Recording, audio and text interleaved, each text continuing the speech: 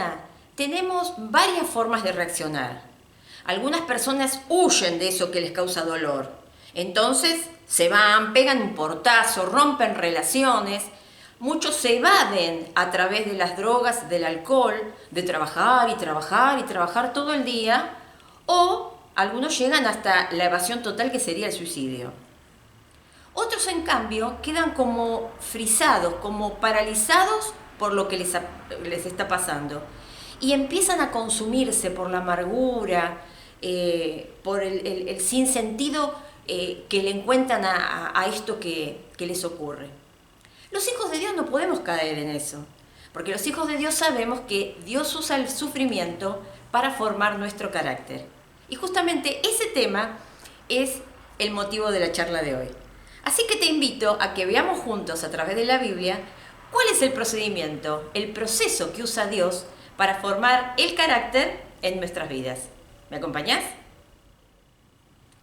Por eso te invito a que busques Romanos capítulo 5, a partir del versículo 1. Y ahí vamos a ver ese proceso. Pero primero quiero que definamos juntos qué es carácter. Carácter, palabra que viene del latín y luego pasa al griego, en ambos tiene el mismo significado, que es marca o elemento grabador. Se ve claramente en este ejemplo que te voy a dar. Por ejemplo, cuando Gutenberg hizo ese gran invento que cambió la historia, ¿qué hizo? Inventó la imprenta con caracteres móviles. Justamente eran pequeños trozos de hierro que tenían las formas de las letras, los puntos, los guiones, y que él, cuando acomodaba, podía formar frases completas, luego páginas completas, que luego imprimía en el papel. O sea que esos caracteres no son ni más ni menos que cuños, que huellas, improntas, que son en este caso a través de la tinta dejadas en el papel. Pero cuando hablamos de carácter y hablamos del carácter de la vida de una persona, estamos hablando de las marcas que forman nuestra vida. Y de eso se trata el procedimiento que Dios tiene para formar eso en nosotros. Y entonces lo vamos a ver a partir del versículo 1 de Romanos 5. Acá vamos a ver tres cosas fundamentales que el Señor nos da para que podamos enfrentar el proceso de formar nuestro carácter con éxito. La primera cosa que nos da está en el versículo 1 y dice: justificados pues por la fe, tenemos paz para con Dios por medio de nuestro Señor Jesucristo. Y la primera cosa que quiero destacar acá, que nos da el Señor, es paz con Dios. En general, cuando pensamos en la salvación que nos da Dios, pensamos en que Dios nos salvó de nuestros pecados, Dios nos salvó de ir al infierno. Y está bien, es así. Pero hay que recordar algo importante. Dios nos salvó de Él mismo. Sí, Dios nos salvó de caer en las manos de Dios. ¿Por qué? Dice la misma Biblia, terrible cosa es caer en las manos del Dios viviente. Claro, porque la Biblia dice que todos los hombres van a tener que, después de la muerte, pasar por un juicio. Sin embargo, el Señor, a sus hijos, aquellos que hemos creído en Él, que hemos aceptado el sacrificio de Jesús como sustituto del pago que deberían haber hecho nuestros pecados y que deberíamos haber hecho nosotros por nuestros pecados, Él nos marca de una manera especial y evita que nosotros pasemos por ese juicio. ¿Te acordás cuando el pueblo de Egipto, el pueblo de Israel quería salir de Egipto? La última de las plagas, que tuvo que ver con la muerte de los primeros hijos varones de todas las familias, únicamente se podía evitar si cada familia mataba un corderito y con esa sangre pintaba los umbrales de la puerta, los dinteles. Entonces dice en la Biblia que el ángel de la muerte pasaba, pero donde veía que estaba pintado el marco, no entraba. Claro, ¿por qué? De la misma manera, eso era un prototipo, un símbolo de lo que iba a venir en forma completa luego, que fue cuando murió Jesús. Nosotros hoy tenemos una marca que no se ve a los ojos comunes, pero tenemos una marca que tiene que ver con la sangre del Señor, que nos cubre, que cubre nuestra vida, que nos da perdón y hace que entonces estemos en paz con Él. Dios entonces, a partir de ese momento que nosotros creemos en Él, en ese sacrificio, ya no está más en nuestra contra. Él está a nuestro favor. Y como dice Romanos 8, si Dios está con nosotros, ¿quién contra nosotros? Si estamos reconciliados con Él, dice el versículo 10 del mismo capítulo 5 de Romanos, que ahora hemos sido reconciliados con Él. Entonces pensemos, si cuando éramos pecadores, Cristo murió por nosotros, ahora que ya no somos más pecadores empedernidos, sino que somos personas perdonadas por Dios, somos personas que pertenecemos a su familia, ¿cómo Él no nos va a dar todo lo que necesitamos para que el sufrimiento, el dolor y las dificultades que tenemos que atravesar no lo podamos hacer con éxito? Si Él está de nuestro lado. Eso es algo que Él nos da y que tenemos que recordar siempre, que ahora tenemos paz con Dios. Él está de nuestro lado. La segunda cosa que tenemos que recordar que el Señor nos da está en el versículo 2 y dice, de Romanos 5, a través de Jesús tenemos entrada por la fe a esta gracia en la cual estamos firmes.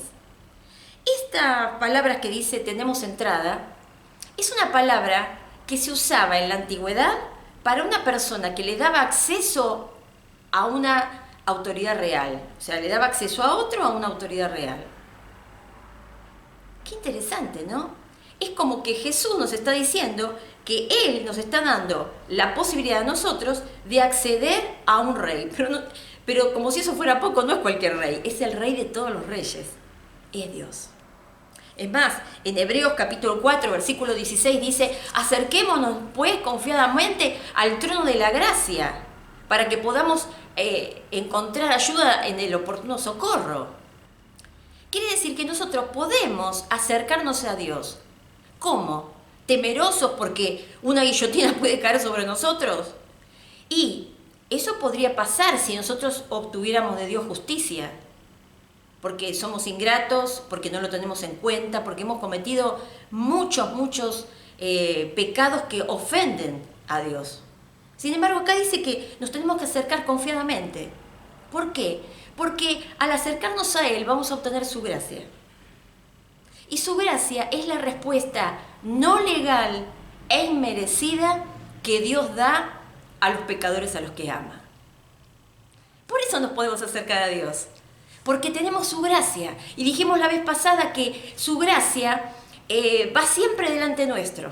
No hay un lugar a donde nosotros podamos llegar a través de las situaciones difíciles que nos tocan vivir, en donde la gracia de Dios no haya llegado antes. Los hijos de Dios pueden ser cualquier cosa, menos desgraciados. Porque la gracia de Dios siempre nos está rodeando. Y la gracia de Dios es la que crea todos los escenarios disponibles y nos da todos los recursos que necesitamos para que las situaciones de dificultad, de dolor, de sufrimiento sean pasadas de la mano de Dios y que den el resultado que Él está esperando. Y cuando hablamos de gracia, no tenemos que confundirnos, porque muchas veces pensamos que la gracia de Dios obra por sustitución. Es decir, pensamos que estoy enferma, entonces el Señor me va a sanar. Tengo un problema económico, el Señor entonces me va a dar riqueza. No tengo trabajo, entonces el Señor me va a dar una actividad, un empleo. No siempre es así. Muchas veces el Señor obra por transformación, y eso también forma parte de su gracia. Y la transformación tiene que ver con transformarnos a nosotros aún en medio de esa situación. Tenemos el ejemplo clarísimo de Jesús. La gracia de Dios estaba sobre Jesús. Sin embargo, Jesús no hizo desaparecer la cruz. La transformó en una resurrección. Por eso nosotros cuando pensamos en gracia, también tenemos que pensar cómo la gracia obra para que yo en medio de las dificultades pueda también crecer y pueda mostrar que mi carácter se está formando según las características que tuvo Jesús. Así que nunca nos olvidemos que tenemos acceso a Dios y a su infinita gracia. La tercera cosa que Dios nos da para que podamos enfrentar correctamente el sufrimiento y Él forme nuestro carácter, es el amor de Dios. Y este concepto parece un tanto romanticón, bueno, nos da amor, si Él nos quiere, pero no es así si lo pensamos desde el punto de vista del desarrollo de un niño. Un niño necesita varias cosas para desarrollarse. Por ejemplo, una actividad física variada, tiene que tener también una buena dieta donde tenga alimentos saludables, tiene que tener una buena educación, tiene que ser estimulado correctamente. ¿Pero con eso basta nada más? No. Nosotros sabemos que para que un chico se desarrolle y desarrolle todo su potencial necesita amor. Justamente para eso están los papás y las mamás. Para darle amor, ese amor incondicional, ese amor que cubre sus errores, ese amor que no está cuando el chico, tiene un buen desenvolvimiento y nada más, sino que está también en los momentos duros, en los momentos de los errores, en los momentos de las metidas de pata. Ahí están los papás para sostenerlos y para darles todo lo que el amor significa. Y ese chico va a ser el chico que va a crecer seguro, va a crecer consciente de todos los dones que tiene, de cómo los puede poner en función de los demás. Es el que va a generar proyectos de vida enriquecedores, no solo para él, sino para los que los rodean. Va a ser lo que nosotros llamamos una persona de bien. Y eso fue no nada más que motivo o consecuencia de una buena educación o de una buena alimentación, sino también del amor que le dieron. Por eso cuando dice el versículo 5 que que Dios derrama su amor en nuestros corazones, está diciendo que podemos contar con ese amor continuamente. Y ese amor es el que nos da la seguridad de que no puede pasar nada fuera de los límites de ese amor. Dios no va a permitir en su amor que algo que es malo para nosotros, algo que nos va a oprimir de una manera más allá de nuestras fuerzas, ocurra. ¿Por qué? Porque simplemente Él nos ama. Y Él no va... ¿Qué podemos entonces lograr a partir de la paz con Dios, o sea, contar con Dios, de la gracia que Él nos puede dar y del amor que Él también derrama en nuestros corazones? Y podemos lograr lo que dice el versículo 3, que dice que nos alegramos en las tribulaciones. Las tribulaciones son todas aquellas cosas que nos oprimen, son todas aquellas cosas que nos agobian. Quiere decir que puede ser una enfermedad, puede ser falta de trabajo, puede ser una gran desilusión, un gran fracaso. No importa lo que sea, la cuestión es que nos podemos alegrar en ellas. ¿Y cómo? Bueno, el mismo versículo dice, nos alegramos en las tribulaciones sabiendo que la tribulación produce, y después habla de paciencia, de fortaleza. Claro, porque tenemos que empezar a ser conscientes de que no tenemos que poner el ojo nada más que en la tribulación o en el problema en sí, sino ver qué es lo que viene detrás, qué es lo que trae enganchada la tribulación detrás. Ahí tenemos el ejemplo de Jesús. Pocas horas antes de que fuera a la cruz, Él en una charla con los discípulos dijo, y lo encontramos eso en Mateo 12:23, ha llegado la hora en que el Hijo del Hombre sea glorificado. Yo jamás hubiera dicho eso.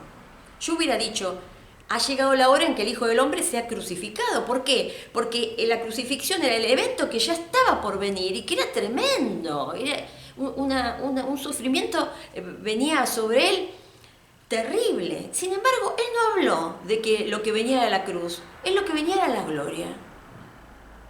¿Pero por qué? ¿Él se escapó de la cruz? No. ¿Cómo se dice? Él estuvo consciente totalmente de lo que tenía que pasar.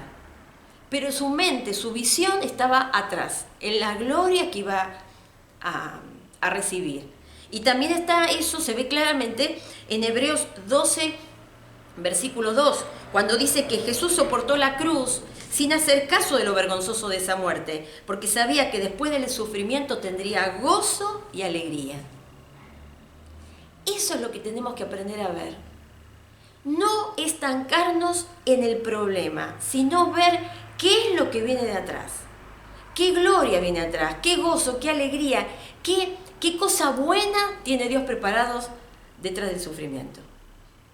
Entonces dijimos que una de las cosas que logramos es alegrarnos en medio de los problemas. Y otra de las cosas es que podemos salir aprobados. ¿A qué se refiere esto? Imaginemos que hay una persona que compró un terreno. Él está seguro de que ahí hay una mina de oro. Entonces empieza a trabajar arduamente, empieza a horadar la piedra, no importan los problemas climáticos, con frío, con calor, con nieve, él sigue horadando la piedra, sigue sacando muestras, la rompe, la tritura, para encontrar algo que para él sería oro. Entonces después de todo ese trabajo, baja a la montaña y se va a verlo al experto, porque quiere saber si eso realmente es oro o no. Entonces, él se pone delante del experto, le pone las muestras adelante de él y espera con expectativa lo que el experto le va a decir. A ella no interesa más ni la mina, no interesan las muestras. Acá lo que interesa es lo que dice el experto. Porque si el experto dice que eso no es oro, que no tiene las características del oro, entonces todo el trabajo que se hizo no valió de nada. Todo lo que se invirtió en el terreno, en la maquinaria, no valió de nada. Pero si el experto dice que es oro, que él aprueba esas muestras, entonces todo cambia. Pasó a ser un millonario, un hombre de éxito. Y bueno, pensemos que con nuestra vida también es así. Después, detrás de los sufrimientos, hay cosas buenas, pero tenemos que pasar ese momento. Y una de las cosas que el Señor tiene que ver, y son las cosas que tiene que aprobar, es ver qué características se formaron. Justamente, mira, la palabra característica viene de la palabra carácter también. Porque ¿qué son las características? Son las marcas que hacen que un elemento sea lo que es. Entonces, ¿qué características ve Dios en nosotros? Si Él ve las características que Él, a través del Espíritu Santo, ha querido formar en nosotros, entonces vamos a ser aprobados. Y eso es fabuloso. Otro versículo que habla sobre esto, que a mí me pone la piel de gallina, está en 1 Pedro 1:7, porque habla de la fe, que también tiene que ser probada. Vamos a tener aprobación, gloria y honor cuando el Señor Jesús regrese y nosotros pongamos delante de Él lo único que vamos a poder llevar de esta tierra. Porque no vamos a poder llevar ninguna posesión, ni dinero, ni nada, salvo nuestro carácter. ¿Y qué va a haber ahí?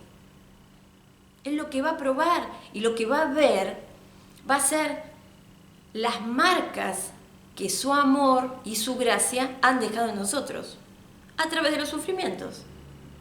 Entonces Él se va a fijar si hemos tenido la fe en medio de los problemas como la que tuvo Jesús, si hemos amado y hemos perdonado como lo hacía Jesús, si hemos utilizado los recursos de Dios y buscar su guía continuamente como lo hacía Jesús, si hemos glorificado a Dios en todas las cosas que hacemos, en todos los ámbitos, en el trabajo, en la familia, en la iglesia, con nuestros amigos, en nuestra recreación, como lo hacía Jesús.